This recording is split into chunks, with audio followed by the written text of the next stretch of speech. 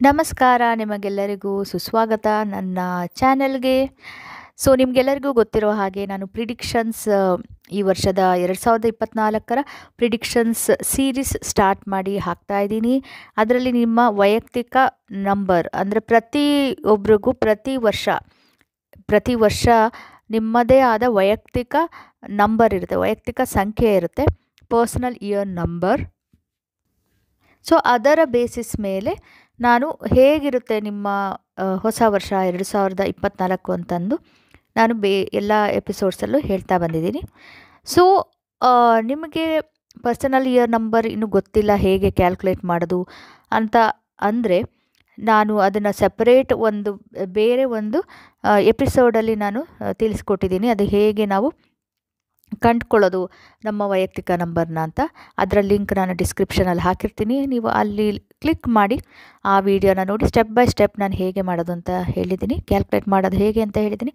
ಅದು ನೋಡಿಬಿಟ್ಟು ನಿಮ್ಮ ವೈಯಕ್ತಿಕ ನಂಬರು ಈ ವರ್ಷ 2024ಕ್ಕೆ ಏನು ನಂಬರು ಅಂತ ಕಂಡುಕೊಂಡು ನಂತರ ಬಂದು ವಿಡಿಯೋ ನೋಡಿ. ಓಕೆ, ಈ ಎಪಿಸೋಡಲ್ಲಿ ನಾನು 2024 ನಿಮ್ಮ ಪರ್ಸನಲ್ ನಂಬರ್ ಇಯರ್ ಬೇಸಿಸ್ ಮೇಲೆ ಹೇಗಿರುತ್ತೆ ಅಂತ ಶೇರ್ ಮಾಡಿದ್ದೀನಿ. ಏನೇನು ಕ್ಯಾಟಗರೀಸ್ ತೊಗೊಂಡಿದ್ದೀನಿ ಅಂದರೆ ಲವ್, ರಿಲೇಷನ್ಶಿಪ್ಸ್, ಕೆರಿಯರ್, ಹೆಲ್ತ್ ಮತ್ತು ಟ್ರಾವೆಲ್. ನಿಮ್ಮ ವೈಯಕ್ತಿಕವಾಗಿ ಹೇಗಿರುತ್ತೆ ನಿಮ್ಮ ಸಂಬಂಧಗಳು, ಹಾಗೆಯೇ ನೀವು ಪ್ರಯಾಣ ಹೇಗಿರುತ್ತೆ, ನಿಮ್ಮ ಆರೋಗ್ಯದ ಬಗ್ಗೆ, ಹಾಗೆ ನಿಮ್ಮ ಬಿಸ್ನೆಸ್ ಇರ್ಬೋದು ಅಥವಾ ನಿಮ್ಮ ನೌಕರಿ, ಜಾಬ್, ಇದರ ಬಗ್ಗೆನೂ ನಾನು ಈ ಕ್ಯಾಟಗರೀಸಲ್ಲಿ ನಾನು ಶೇರ್ ಮಾಡಿದ್ದೀನಿ. ಎಲ್ಲರಿಗೂ ನಮಸ್ಕಾರ. ಮತ್ತೊಮ್ಮೆ ನಿಮಗೆಲ್ಲರಿಗೂ ಹೊಸ ವರ್ಷದ ಶುಭಾಶಯಗಳು. ಈ ದಿನ ನಾನು ಈ ಎಪಿಸೋಡಲ್ಲಿ ಪರ್ಸ್ನಲ್ ಇಯರ್ ನಂಬರ್ 2 ಅಂದರೆ ವೈಯಕ್ತಿಕ ಸಂಖ್ಯೆ 2 ಇದು ಯಾರ್ಯಾರಿಗಿದೆಯೋ ಅವರಿಗೆಲ್ಲ ಈ ವರ್ಷ 2024 ಹೇಗಿರುತ್ತೆ ಅಂತ ನಿಮಗೆಲ್ಲ ನಾನು ತಿಳಿಸ್ಕೊಡ್ತೀನಿ. ಮೊದಲಿಗೆ ನಾವು ಸಮ್ಮರಿ ನೋಡೋಣ, ಬ್ರೀಫಾಗಿ ಏನಿರುತ್ತೆ ಅಂತ. ಈ ವರ್ಷ 2024 ಅದು ನಿಮಗೆ ಮೇನ್ ಕೀ ವರ್ಡ್ ಅಥವಾ ಮೇನ್ ಸಿಗ್ನಿಫಿಕೆನ್ಸ್ ಇಂಪಾರ್ಟೆಂಟ್ ಏನಂದರೆ ಕೋಆಪ್ರೇಷನ್ ಅಂದರೆ ಸಹಕಾರ. ನಿಮ್ಮ ಥೀಮ್ ಆಫ್ ದಿ ಇಯರ್, ಈ ವರ್ಷದ ಥೀಮ್ ಏನಂದರೆ ಸಹಕಾರ ಅಥವಾ ಕೋಆಪ್ರೇಷನ್. ಇಲ್ಲಿ ಈ ವರ್ಷ ನೀವು ಬೇರೆಯವರ ಐಡಿಯಾಸ್, ಬೇರೆಯವರ ಏನೇನು ಅವರ ಬೇರೆಯವರ ಆಲೋಚನೆಗಳನ್ನು, ಒಪಿನಿಯನ್ನ ನೀವು ಕನ್ಸಿಡರ್ ಮಾಡ್ತೀರಿ, ಪರಿಗಣಿಸುತ್ತೀರಿ. ಆ ಥರ ವರ್ಷ ಇದು. ಹಿಂದೆ ವರ್ಷ ಈಗ ಯಾರ್ದಾದ್ರೂ ನವಂಬರ್ 2 ಇದ್ದು ಹಳೆ 2023ರಲ್ಲಿ 2 ನಂಬರ್ ಇತ್ತು ಅಂದರೆ ಅಲ್ಲಿ ಭಿನ್ನವಾಗಿತ್ತು, ಬೇರೆ ರೀತಿ ಇತ್ತು. ಹೇಗೆ ಅಂದರೆ ನೀವು ಸ್ವತಂತ್ರವಾಗಿ ಕೆಲಸ ಮಾಡ್ತಾಯಿದ್ರಿ ಮತ್ತು ಅದರ ಬಗ್ಗೆನೇ ಗಮನ ಹರಿಸ್ತಾ ಇದ್ರಿ. ಈ ವರ್ಷ ಬೇರೆಯವರಿಂದ ಸಹಾಯನ ಸ್ವೀಕರಿಸೋ ಅಂಥ ವರ್ಷ. ನಿಮ್ಮನ್ನು ಪ್ರೋತ್ಸಾಹಿಸುತ್ತದೆ. ಏನು ಈ ವರ್ಷ ಅಂದರೆ ಭಿನ್ನವಾಗಿರುತ್ತೆ. ಹೇಗೆ ಅಂದರೆ ನೀವು ಬೇರೆಯವರ ಸಹಕಾರ ತಗೋಬೇಕು, ಹಾಗೆಯೇ ನಿಮ್ಮ ಫೋಕಸ್ಸು ಸೆಲ್ಫ್ ಅಂದರೆ ನಿಮ್ಮ ಬಗ್ಗೆನೇ ಜಾಸ್ತಿ ಗಮನ ಹರಿಸುವ ವರ್ಷ. ಅಂದರೆ ಸೆಲ್ಫ್ ಫೋಕಸ್ ಅಂದರೆ ಸ್ವಯಂ ಕೇಂದ್ರೀಕರಣ, ಅದಕ್ಕೆ ಒತ್ತು ನೀಡಲಾಗುತ್ತದೆ. ಓಕೆ, ಈ ವರ್ಷದಲ್ಲಿ ನೀವು ನಿಮ್ಮ ಬಗ್ಗೆನೇ ಜಾಸ್ತಿ ಇಂಪಾರ್ಟೆನ್ಸ್ ಕೊಡಬೇಕಾಗತ್ತೆ. ಪ್ರಾಮುಖ್ಯ ನೀವೇ ಇರ್ತೀರ. ಹಾಗೆಯೇ ಈಗ ನೀವು ರಿಲೇಷನ್ಶಿಪ್ ಕಡೆ ಬಂದರೆ ಇದು ಹೊಸ ಫ್ರೆಂಡ್ಶಿಪ್ಸ್ ಇರ್ಬೋದು, ಅಂದರೆ ಹೊಸ ಸ್ನೇಹಿತರನ್ನು ಮಾಡ್ಕೋಬಹುದು. ಅದು ರೊಮ್ಯಾಂಟಿಕ್ ಇರ್ಬೋದು, ಅದು ಅಥವಾ ಇಲ್ದಲೂ ಇರ್ಬೋದು. ಹಾಗೆಯೇ ತುಂಬ ಏರಿಳಿತಗಳಿರುತ್ತೆ, ತುಂಬ ಮೇಲೂ ಹೋಗ್ತೀರಾ ಹಾಗೆ ಕೆಳಗೂ ಬರ್ತೀರಾ. ಇದೆಲ್ಲ ಮಿಕ್ಸ್ ಆಗಿರುತ್ತೆ. ಹಾಗೆ ತುಂಬಾ ಇಂಟ್ರೆಸ್ಟಿಂಗ್ ಇರುತ್ತೆ, ತುಂಬ ಆಸಕ್ತಿಕರವಾಗಿರುತ್ತೆ. ಹಾಗೆ ನಿಮ್ಮ ಮೇನ್ ಫೋಕಸ್ಸು ಮತ್ತು ನಿಮಗೆ ಯಾವಾಗಲೂ ನಿಮ್ಮ ತಲೆಯಲ್ಲಿ ಏನು ನಡೀತಿರುತ್ತೆ ಅಂದರೆ ಪೀಸ್ಫುಲ್ ಆಗಿರಬೇಕು ಅನ್ನೋದೇ ನಿಮ್ಮ ತಲೆಯಲ್ಲಿ ಯಾವಾಗಲೂ ನಡೀತಾ ಇರುತ್ತೆ. ಈ ವರ್ಷ ಆದಷ್ಟು ನನಗೆ ಇದು ಶಾಂತಿಯುತವಾಗಿ ನಡೆದರೆ ಸಾಕು ಅಂತ ಅಂದ್ಬಿಟ್ಟು ನಿಮ್ಮ ತಲೆಯಲ್ಲೂ ಇರುತ್ತೆ. ಹಾಗೆಯೇ ಈ ವರ್ಷ ಶಾಂತಿಯುತ ಇರಲಿ ಅನ್ನೋದು ನಿಮ್ಮ ಕೀ ವರ್ಡಾಗಿ ನೀವು ಇಟ್ಕೊಂಡಿರ್ತೀರ. ಇದು ತುಂಬ ಬ್ರೀಫಾಗಿ ಹೇಗಿರುತ್ತೆ ನಿಮ್ಮ 2024 ಅಂತ ಹೇಳಿದೆ.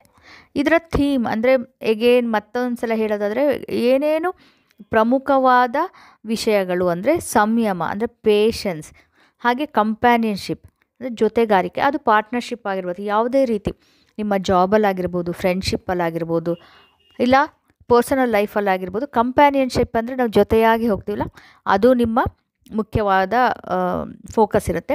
ಹಾಗೆ ಸಾಮರಸ್ಯ ಅಂದರೆ ಹಾರ್ಮನಿ, ಏನೇ ಮಾಡಿದರೂ ತುಂಬ ಹಾರ್ಮೋನಿಯಸ್ ಆಗಿ ಸಾಮರಸ್ಯ ರಿಸಲ್ಟ್ ಫೈನಲ್ ಆಗಿ ನನಗೆ ಸಾಮರಸ್ಯವಾಗಿ ಅಂದರೆ ಶಾಂತಿ ಹೇಳಿದ್ನಲ್ಲ, ಪೀಸ್ಫುಲ್ಲಾಗಿ ಅದಿರಬೇಕು ಅನ್ನೋದೇ ನಿಮ್ಮ ಟಾರ್ಗೆಟ್ ಆಗಿರುತ್ತೆ, ಹಾಗೆಯೇ ಗೋಲ್ ಆಗಿರುತ್ತೆ. Next team work. ನೀವು ಇಲ್ಲಿ ಕೋಆಪ್ರೇಷನ್ ಅಂತ ಹೇಳಿದೆ ಅಲ್ವಾ, ಒಬ್ಬರೇ ಆಗಿ ಕೆಲಸ ಮಾಡಲ್ಲ, ನಿಮಗೆ ಬೇರೆಯವರಿಂದನೂ ತುಂಬ ಸಹಕಾರ ಸಿಕ್ಕುತ್ತೆ, ಕೋಆಪ್ರೇಷನ್ ಸಿಕ್ಕುತ್ತೆ. ಹಾಗಾಗಿ ಟೀಮ್ ವರ್ಕ್ ಮೇಲೆ ಜಾಸ್ತಿ ಒತ್ತು ಇದೆ, ಅಂದರೆ ಇಂಪಾರ್ಟೆನ್ಸ್ ಇದೆ. ಇದು ನಿಮ್ಮ ಥೀಮ್. ನೆಕ್ಸ್ಟ್ ನಾವು ಮತ್ತೆ ಡಿಸ್ಕ್ರಿಪ್ಷನ್ ನೋಡೋಣ, ಅಂದರೆ ಏನಿರುತ್ತೆ ಅಂತ. ಈಗ ವಿವರವಾಗಿ 2024 ವೈಯಕ್ತಿಕ ವರ್ಷದ ನಂಬರ್ 2 ಇವರೆಗೆ ಹೇಗಿರುತ್ತೆ ಅಂತ ನೋಡೋಣ. ಸೊ ಈಗ ಈ ವರ್ಷ ನಿಮ್ಮ ಮೇಜರ್ ಫೋಕಸ್ ಯಾವುದರ ಕಡೆ ಗಮನ, ಸೆಂಟರ್ ಏನಿರುತ್ತೆ ಅಂದರೆ, ಪ್ರಾಮುಖ್ಯವಾಗಿರುವ ಸೆಂಟರ್ ಏನಿರುತ್ತೆ ಅಂದರೆ ಚಾತುರ್ಯ ಅಂದರೆ ಟ್ಯಾಕ್ಟ್, ಚಾತುರ್ಯ ಇರುತ್ತೆ, ಮತ್ತು ಸಹಕಾರ ಅಂದರೆ ಕೋಆಪ್ರೇಷನ್. ಸೊ ಇವೆರಡು ಮೇನ್ ಫೋಕಸ್ ಇರುತ್ತೆ. ಹಾಗೆಯೇ ನೀವು ಕಳೆದ ವರ್ಷ ಏನಾದರೂ ಸ್ಟಾರ್ಟ್ ಮಾಡಿದರೆ ಈಗ ಅದು ಬೆಳೆಯೋ ಸ್ಟೇಜಿಗೆ ಬಂದಿರುತ್ತೆ. ಅಂದರೆ ನೀವೀಗ ಅನಾಲಜಿ ತೊಗೊಂಡ್ರೆ, ಒಂದು ಎಕ್ಸಾಂಪಲ್ ಹೇಳೋದಾದರೆ, ಈಗ ನೀವು ಬೀಜ ನೆಟ್ಟಿದ್ದರೆ, ಹೋದ ವರ್ಷ ಏನಾದರೂ ಬೀಜ ನೆಟ್ಟಿದ್ದರೆ ಅದು ಈಗ ಗಿಡ ಬೆಳೆಯೋ ಸಮಯ. ಏನಾದರೂ ಪ್ಲ್ಯಾನ್ಸ್ ಯಾವುದಾರು ಇರ್ಬೋದು, ನಿಮ್ಮ ಪರ್ಸನಲ್ ವೈಯಕ್ತಿಕ ಇರ್ಬೋದು, ಬಿಸ್ನೆಸ್ ಇರ್ಬೋದು, ಅಥವಾ ನಿಮ್ಮ ಪ್ರೊಫೆಷ್ನಲ್ ಏನಾದರೂ ನೀವು ಸ್ಟಾರ್ಟ್ ಮಾಡಿ ಪ್ಲ್ಯಾನ್ಸ್ ಏನಾದರೂ ಸ್ಟಾರ್ಟ್ ಮಾಡಿದರೆ, ಈ ವರ್ಷ ಅದು ನೆಕ್ಸ್ಟ್ ಲೆವೆಲ್ಗೆ ಅಂದರೆ ಇನ್ನೂ ಇಂಪ್ರೂವ್ ಆಗಿ ಇನ್ನು ಜಾಸ್ತಿ ಫಲ ಕೊಡುವ ಸ್ಟೇಜ್ಗೆ ಬಂದಿದೆ ಈ ವರ್ಷ. ಏನಾದರೂ ಬದಲಾವಣೆಗಳಾದರೆ ತುಂಬ ನಿಧಾನವಾಗಿ ಆಗುತ್ತೆ, ತುಂಬ ಶೀಘ್ರವಾಗಿ ಫಾಸ್ಟಾಗಿ ಆಗಲ್ಲ. ಬದಲಾವಣೆಗಳು ತುಂಬ ನಿಧಾನಗಾಗುತ್ತೆ, ಸೊ ಸ್ಲೋ ಆಗುತ್ತೆ. ಆದರೆ ಅದು ತುಂಬ ಪರ್ಪೋಸ್ಫುಲ್ ಇರುತ್ತೆ. ಸುಮ್ಮನೆ ಏನೇನೋ ಬದಲಾವಣೆ, ಏನಾದ್ರು ಉದ್ದೇಶದಿಂದ ಏನೇ ಬದಲಾವಣೆ ಆಗಿದ್ರೆ ಅದರಲ್ಲಿ ಉದ್ದೇಶ ಇರುತ್ತೆ. ಹಾಗೆ ಏನಾದರೂ ಚೇಂಜಸ್ ಸುತ್ತಮುತ್ತಲು ನಿಮ್ಮ ಪರಿಸರದಲ್ಲಿ ಏನಾದ್ರು ಚೇಂಜಸ್ ಆಗೋ ಚಾನ್ಸು ಇದೆ. ಸೊ ನೀವು ಒಂದು ಕಡೆಯಿಂದ ಇನ್ನೊಂದು ಕಡೆಗೆ ಹೋಗೋ ಚಾನ್ಸಸ್ ಇದೆ. ಅದು ಅಂದರೆ ನೀವು ಈಗ ಅದು ಚೇಂಜಸ್ ಅಂದರೆ ಇದು ಹೋಗುವ ಚಾನ್ಸಸ್ ಅಂದರೆ ಬದಲಾವಣೆ ಹೇಗಿರ್ಬೋದು ಅಂದರೆ, ನೀವು ಈಗ ಒಂದು ಆಫೀಸ್ ಫಸ್ಟ್ ಫ್ಲೋರಲ್ಲಿ ಇರುತ್ತೆ ಅಂತ ಇಟ್ಕೊಳ್ಳಿ. ಸೊ ಆ ಚೇಂಜಸ್ ತುಂಬ ಚಿಕ್ಕದಾಗಿರ್ಬೋದು, ಅದು ನೀವು ಸೆಕೆಂಡ್ ಫ್ಲೋರ್ಗೆ ಶಿಫ್ಟ್ ಆಗ್ಬೋದು. ಅಥವಾ ನೀವು ಒಂದು ಏರಿಯಾದಲ್ಲಿದ್ದೀರಾ, ಲೊಕ್ಯಾಲಿಟಿಲಿದ್ದೀರಾ. ಫಾರ್ ಎಕ್ಸಾಂಪಲ್, ಈಗ ನೀವು ವಿಜಯನಗರದಲ್ಲಿದ್ದೀರಾ ಅಂದರೆ ನೀವು ಜಯನಗರಕ್ಕೆ ಶಿಫ್ಟ್ ಆಗೋ ಚಾನ್ಸಸ್ ಇರುತ್ತೆ. ಇಲ್ಲ ನೀವು ಬೆಂಗಳೂರಲ್ಲಿದ್ದೀರಾ ಅಂದರೆ ಮೈಸೂರಿಗೆ ಹೋಗ್ಬೋದು. ಯಾವುದೇ ಸಿಟಿ ಚೇಂಜ್ ಆಗ್ಬೋದು, ಅಥವಾ ನೀವು ಬೇರೆ ದೇಶಕ್ಕೂ ಹೋಗ್ಬೋದು. ಹೀಗೆ ನೀವು ಏನು ಮಾಡ್ತಾಯಿದ್ರೆ ಚೇಂಜ್ ಆಗುತ್ತೆ, ಚೇಂಜಸ್ ಸಾಧ್ಯವಾಗೋ ಚಾನ್ಸಸ್ ಜಾಸ್ತಿ ಇದೆ. ಹಾಗೆ ಇನ್ನೊಂದು ಏನಂತ ಹೇಳಿದ್ರೆ, ನೀವು ಏನಾದರೂ ಬೇರೆಯವರಿಂದ ಫೇವರ್ ತೊಗೊಳ್ಳೋ ಚಾನ್ಸಸ್ ಜಾಸ್ತಿ. ಅಂದರೆ ನಿಮಗೆ ಬೇರೆಯವರಿಂದ ಸಹಾಯ ತೊಗೋಬೇಕು ಅಂತಂದರೆ ಹಾಗೆ ನೀವು ಕೇಳಿ ನೀವು ತೊಗೋಬೋದು, ಸಹಾಯ ಅವರಿಂದ ಸಿಕ್ಕುತ್ತೆ ಈ ವರ್ಷ. ನೀವು ಫೋರ್ಸ್ ಮಾಡಿ ನನಗೆ ಕೊಡಲೇಬೇಕು ಅಂತ ಒತ್ತಾಯ ಮಾಡೋದೇನು ಬೇಕಾಗಲ್ಲ, ಆ ಥರ ಇದು ಪ್ರಸಂಗ ಬರೋದಿಲ್ಲ. ಸೊ ಅದು ಒಂದು. ಸೊ ನೀವು ಹಾಗೇ ಸಿಕ್ಕುತ್ತೆ. ಆಮೇಲೆ ಈ ಚೇಂಜಸ್ ಅಂತ ಹೇಳಿದ್ನಲ್ಲ, ಅದು ಚೇಂಜಸ್ ಬರೀ ನಿಮ್ಮ ಪ್ಲೇಸು ಅಥವಾ ಮನೆ ಅದಷ್ಟೇ ಅಲ್ಲ, ರಿಲೇಷನ್ಶಿಪ್ನಲ್ಲಿ ಕೂಡ ಏನಾದರೂ ಚೇಂಜಸ್ ಆಗೋ ಸಾಧ್ಯತೆ ಇದೆ. ಹಾಗೆಯೇ ನೀವು ಕ್ಯಾನ್ಸರ್ ಅಥವಾ ಟಾರಸ್, ವೃಷಭ ಆಗಿರ್ಬೋದು, ಅಥವಾ ಕ್ಯಾನ್ಸರ್ ರಾಶಿಯಲ್ಲಿ, ಅಥವಾ ನಿಮ್ಮ ಜನ್ಮದಿನ 2, 11, 20 ಅಥವಾ 29ರಲ್ಲಿ ಯಾವುದೇ ತಿಂಗಳಲ್ಲಾಗಿರ್ಬೋದು. ಸೊ ಅದರಲ್ಲಿದ್ದರೆ ನೀವು ಈ ವರ್ಷ ತುಂಬ ಹೆಚ್ಚು ಪ್ರಮುಖ. ಈಗ ನಾವು ಪ್ರೀತಿ ಮತ್ತು ಸಂಬಂಧಗಳ ಬಗ್ಗೆ ಕೇಳೋಣ. ಪ್ರೀತಿ, ಸ್ನೇಹಿತರಿರಬಹುದು, ಹಾಗೆ ಕೆಲವುದ ಪಾರ್ಟ್ನರ್ಶಿಪ್ ಅಂದರೆ ಪಾಲುದಾರಿಕೆ, ಇವೆಲ್ಲ ತುಂಬಾ ಅಗತ್ಯ ಅನ್ನೋದು ಗೊತ್ತಾಗುತ್ತೆ. ತುಂಬಾ ಇಂಪಾರ್ಟೆಂಟ್ ಅನ್ನೋದು ಈ ವರ್ಷದಲ್ಲಿ ತುಂಬ ಇಂಪಾರ್ಟೆಂಟ್ ಇದ್ದಾರೆ. ಇದು ಯಾವುದೇ ಪ್ರೀತಿ ವಿಷಯ ಇರ್ಬೋದು, ಯಾವುದೇ ಸಂಬಂಧಗಳಾಗಿರ್ಬೋದು, ಪ್ರೊಫೆಷ್ನಲ್ ಆಗಿರ್ಬೋದು, ಪರ್ಸನಲ್ ಆಗಿರ್ಬೋದು, ತುಂಬ ಇಂಪಾರ್ಟೆಂಟ್, ತುಂಬ ಅಗತ್ಯ. ಹಾಗೆ ಬೇರೆ ಜೆಂಡರು, ಆಪೋಸಿಟ್ ಜೆಂಡರ್ ಇದರಲ್ಲ, ಅವರ ಬಗ್ಗೆನೂ ಒಲವು ಇರುತ್ತೆ. ಅದನ್ನು ಒಲವು ಜಾಸ್ತಿ ಆಗೋ ಚಾನ್ಸಸ್ ಕೂಡ ಈ ವರ್ಷ ನಿಮಗೆ ಆಗುತ್ತೆ. ಹಾಗೆಯೇ ಎಂಗೇಜ್ಮೆಂಟ್ಸ್ ಅಂದರೆ ನಿಶ್ಚಿತಾರ್ಥ ಇರಬಹುದು, ಮ್ಯಾರೇಜಸ್ ಅಂದರೆ ವಿವಾಹ ಇರ್ಬೋದು, ಹಾಗೆ ಪ್ರೆಗ್ನೆನ್ಸಿ ಅಂದರೆ ಗರ್ಭಧಾರಣೆ ವಿಷಯ ಅಥವಾ ಹೊಸ ಮಕ್ಕಳ ವಿಷಯ. ಸೊ ಇವೆಲ್ಲನೂ ತುಂಬಾ ಸ್ಟ್ರಾಂಗಾಗಿ ಈ ವರ್ಷ ಆಗೋ ಸಾಧ್ಯತೆ ಇದೆ. ಈಗ ನೀವು ಯಾರಾದರೂ ಮಕ್ಳಿಗೆ ಟ್ರೈ ಮಾಡ್ತಿದ್ರೆ ಮಕ್ಕಳಾಗುತ್ತೆ, ಪ್ರೆಗ್ನೆಂಟ್ ಆಗ್ತೀರಿ, ನೀವು ಮದುವೆ ಆಗಬೇಕು ಅಂತ ಇದ್ದರೆ ಯಾರೋ ಒಳ್ಳೆ ಜೀವನ ಸಾಥಿ ಸಿಗ್ತಾರೆ ನಿಮಗೆ, ಒಳ್ಳೆ ಹುಡುಗಿ ಸಿಕ್ಕು ನೀವು ಎಂಗೇಜ್ಮೆಂಟ್ ಮಾಡ್ಕೊಂಡಿರ್ಬೋದು. ಇಲ್ಲ ಎಂಗೇಜ್ಮೆಂಟ್ ಆಗಿದ್ದರೆ ನಿಮಗೆ ಮ್ಯಾರೇಜ್ ಆಗೋ ಚಾನ್ಸಸ್ ಜಾಸ್ತಿ ಇರುತ್ತೆ. ಹೀಗೆ ನಿಮಗೆ ಇದೆಲ್ಲ ತುಂಬಾ ಈ ವರ್ಷ 2024 ತುಂಬ ಒಳ್ಳೆಯ ವರ್ಷ ಇದೆಲ್ಲ ಮಾಡ್ಕೊಳ್ಳೋದಕ್ಕೆ. ಹಾಗೆಯೇ ಈ ವರ್ಷ ನಿಮ್ಮ ಕಾಸ್ಮಿಕ್ ಅಂದರೆ ಒಂದು ಎಕ್ಸ್ಟ್ರಾ ಇದು ಇರುತ್ತಲ್ಲ, ಅಂದರೆ ಸಿಕ್ಸ್ ಸೆನ್ಸ್ ಅದು ಜಾಸ್ತಿ ಆಗಿರ್ಬೋದು, ಇಂಟ್ಯೂಷನ್ ಇರ್ಬೋದು, ಇಲ್ಲ ನರ್ಚರಿಂಗ್ ಸೈಡ್ ಅಂದರೆ ನರ್ಚರ್ ಮಾಡೋದು ಅಂದರೆ ಬೇರೆಯವರಿಗೆ ಚೆನ್ನಾಗಿ ನೋಡ್ಕೊಳ್ಳೋದೇ ಆಗಲಿ, ಒಂದು ವಾತ್ಸಲ್ಯಮಯವಾಗಿರುವ ಆ ಸ್ವಭಾವ ಇದೆಲ್ಲ ನಿಮ್ಗೆ ಒಳಗಿಂದ ಹೊರಗೆ ಜಾಸ್ತಿ ಕಾಣಿಸ್ಕೊಳ್ಳುತ್ತೆ ಈ ವರ್ಷ. ಯಾಕೆಂದರೆ ಇದು 2 ಅಲ್ವಾ, 2 ಅಂದರೆ ಮೂನ್, ಅದ್ರದ್ದು ಇನ್ಫ್ಲೂಯೆನ್ಸ್ ಅಂದರೆ ಚಂದ್ರನ ಇನ್ಫ್ಲೂಯೆನ್ಸ್ ಅಂದರೆ ಎಮೋಷನ್ಸ್ ಇದೆಯಲ್ಲ, ನಮ್ಮ ಭಾವನೆಗಳ ಇದು ಜಾಸ್ತಿ ಇರುತ್ತೆ ಪ್ರಭಾವ. 2 ಅಂದರೆ ಅದು ಚಂದ್ರನಿಗೆ ಸಂಬಂಧಪಟ್ಟ ಸಂಖ್ಯೆ. ಹಾಗಾಗಿ ಇದು ಭಾವನಾತ್ಮಕವಾದ ವರ್ಷ ಆಗಿರುತ್ತೆ. ಇದು ಜಾಸ್ತಿ ಇನ್ಫ್ಲೂಯೆನ್ಸ್ ಚಂದ್ರನಿಂದ ಆಗಿರೋದ್ರಿಂದ ನೀವು ಜಾಸ್ತಿ ಸೆನ್ಸಿಟಿವ್ ಆಗಿರ್ಬೋದು. ಏನಾದರೂ ಒಂದಿಷ್ಟು ಮಾತಾಡಿದ್ರೆ, ಏನಾದರೂ ಸಜೆಷನ್ಸ್ ಏನಾದ್ರು ಕೊಟ್ಟರೂ ಕೂಡ ತುಂಬ ಜಾಸ್ತಿ ಸೆನ್ಸಿಟಿವ್ ಆಗಿರ್ಬೋದು. ಕೆಲವು ಸಲ ನೀವು ಎಮೋಷ್ನಲ್ ಆಗಿ ಅದನ್ನು ತಗೊಳ್ಳೋ ಚಾನ್ಸಸ್ಸು ಇರುತ್ತೆ. ಸೊ ಈ ನಿಮ್ಮ ಇದು ಸೈನ್, ಈಗ ನೀವು ವೃಷಭ ಅಥವಾ ಕ್ಯಾನ್ಸರ್ ಅಥವಾ ತುಲಾ ರಾಶಿ ಇದರಲ್ಲಿ ಯಾವುದರಲ್ಲೂ ಆದರೂ ಇದ್ದರೆ ಇದು ಜಾಸ್ತಿ ಆಗುತ್ತೆ ನಿಮಗೆ. ಯಾಕಂದರೆ ಇದು 3 ಇದು ಇದೆಯಲ್ಲ, ಸೈನ್ ಇದೆಯಲ್ಲ, ಝೋಡಿಯಾಕ್ ಸೈನ್ಸ್, ಇದರಲ್ಲಿ ಚಂದ್ರನ ಪ್ರಭಾವ ಜಾಸ್ತಿ ಇರುತ್ತೆ. ಕ್ಯಾನ್ಸರು ಮತ್ತು ವೃಷಭ ಮತ್ತು ಇದು ತುಲಾ ರಾಶಿಲಿ ಈ ವರ್ಷ ಚಂದ್ರನ ಪ್ರಭಾವ ಜಾಸ್ತಿ ಇರುತ್ತೆ. ಹಾಗೆಯೇ ನೀವು ಯಾವುದಾದ್ರು ತಿಂಗಳ 2, 6, 7, 11, 15, 16, 20, 24, 25, 29 ಈ ಸಂಖ್ಯೆಯಲ್ಲಿ ನೀವು ಹುಟ್ಟಿದರೆ, ಈ ಸಂಖ್ಯೆ ನಿಮ್ಮ ಡೇಟ್ ಆಫ್ ಬರ್ತ್ ಆಗಿದ್ದರೆ ಹಾಗೆ ಕೂಡ ನಿಮಗೆ ಚಂದ್ರನ ಪ್ರಭಾವ ಜಾಸ್ತಿ ಇರುತ್ತೆ. ನೀವು ಜಾಸ್ತಿ ಸೆನ್ಸಿಟಿವ್ ಇರ್ತೀರ, ಜಾಸ್ತಿ ಅಫೆಕ್ಷನೇಟ್ ಆಗಿರ್ಬೋದು, ವಾತ್ಸಲ್ಯ ಅದು ನಿಮ್ಮ ಸ್ನೇಹಿತರ ಆಗಿರ್ಬೋದು ಅಥವಾ ನಿಮ್ಮ ಸಹೋದರಿಯರಿಗಾಗಲಿ ತುಂಬಾ ಒಂದು ಮಾತೃಭಾವದಿಂದ ಆ ಥರ ಹಾಗೆ ತುಂಬಾ ಭಾವನೆಗಳು ಜಾಸ್ತಿಯಾಗಿ ನೀವು ತುಂಬಾ ಚೆನ್ನಾಗಿ ಅಫೆಕ್ಷನ್ ಎಲ್ಲ ತೋರಿಸ್ತೀರ. ಹಾಗೆಯೇ ನಿಮ್ಮ ರೊಮ್ಯಾಂಟಿಕ್ ಇರ್ಬೋದು, ಡೊಮೆಸ್ಟಿಕ್ ಯಾವುದಾದ್ರೂ ರಿಲೇಷನ್ಶಿಪ್ ಅದು ತುಂಬ ಸ್ಟ್ರಾಂಗಾಗಿ ಯಾವಾಗಿರುತ್ತೆ ಅಂದರೆ ಏಪ್ರಿಲ್, ಜೂನ್ ಮತ್ತು ಸೆಪ್ಟೆಂಬರ್ ಈ 3 ತಿಂಗಳಲ್ಲಿ ತುಂಬ ಜಾಸ್ತಿ ಇದು ಅವಕಾಶಗಳು ಇರುತ್ತೆ. ಹಾಗೆ ಯಾವ ಕಲರ್ ನಿಮಗೆ ಲಕ್ಕಿ ಅಂದರೆ ಇಂಪಾರ್ಟೆಂಟ್ ಇರ್ಬೋದು ಅಂದರೆ ಗ್ರೀನ್ ಅಂದರೆ ಹಸಿರು, ಕ್ರೀಮ್ ಕಲರು ಕೆನೆ ಬಣ್ಣ, ಹಸಿರು ಮತ್ತು ವೈಟ್ ಅಂದರೆ ಬಿಳಿ ಬಣ್ಣ ಮತ್ತು ನೀಲಿ ಬಣ್ಣ. ಸೊ ಗ್ರೀನ್, ವೈಟ್ ಮತ್ತು ಬ್ಲೂ ತುಂಬಾ ಅಟ್ರ್ಯಾಕ್ಟ್ ಆಗುವಂಥ, ಏನು ಬೇಕಾದರೂ ನಿಮಗೆ ಲಕ್ ಅವೆಲ್ಲ ಅಟ್ರ್ಯಾಕ್ಟ್ ಮಾಡಲಿಕ್ಕೆ ಈ ಕಲರ್ಸು ತುಂಬ ಇಂಪಾರ್ಟೆಂಟು 2024. ಈಗ ಆರೋಗ್ಯ ನೋಡೋಣ. ಈ ವರ್ಷದಲ್ಲಿ ಸಾಮಾನ್ಯವಾಗಿ ಎಲ್ಲ ರೀತಿಯ ಹೊಟ್ಟೆ ಸಮಸ್ಯೆ, ಗ್ಯಾಸ್ಟ್ರಿಕ್ ರಿಲೇಟೆಡ್ ಸಮಸ್ಯೆ ಬರೋ ಚಾನ್ಸಸ್ ಇದೆ. ಹಾಗಾಗಿ ಆದಷ್ಟು ಬೇಗ ನೀವು ಕಾಳಜಿ ವಹಿಸ್ಕೊಳ್ಳಿ. ಸೊ ಬೇಗನೆ ಎಷ್ಟು ಬೇಗ ಆಗುತ್ತೋ ಅಷ್ಟು ಬೇಗ ನೀವು ಡಾಕ್ಟರ್ ಹತ್ರ ಹೋಗಿ ತೋರಿಸ್ಕೊಂಡ್ರೆ ತುಂಬ ಒಳ್ಳೆಯದು.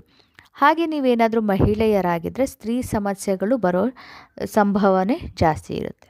ಹಾಗೆ ನೀವು ಹೊರಗಡೆ ತಿನ್ನುವಾಗ ಹುಷಾರಾಗಿ ಊಟ ಮಾಡಿ, ಎಲ್ಲಿ ತಿಂತೀರಾ ಅನ್ನೋದು ಆಯ್ಕೆ ಮಾಡಿಕೊಂಡು ತಿನ್ನಿ. ಏಕೆಂದರೆ ನಿಮಗೆ ಫುಡ್ ಪಾಯ್ಸನಿಂಗ್ ಆಗೋ ಚಾನ್ಸಸ್ ಕೂಡ ಇರುತ್ತೆ, ಅಂದರೆ ಕೇರ್ಫುಲ್ ಆಗಿಲ್ಲ ಅಂದರೆ.